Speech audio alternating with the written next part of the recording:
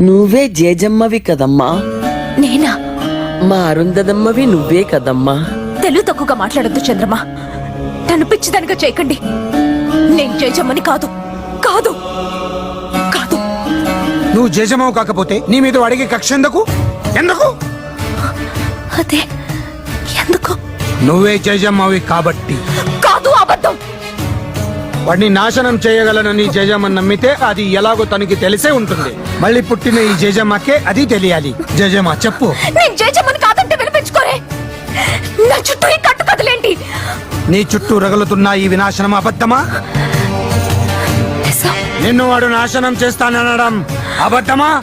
నిజం. నిన్ను హింస పెట్టడానికే వాడు సమాధి బద్దలు కొట్టుకు రావడం అబద్ధమా? నిజం. నిజమే.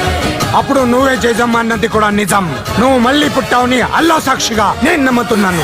అది నిజం కాదు. అవును. కానే కాదు. ఏ సచ్చే? కాదు. ఏ సచ్చే? కాదు. देखो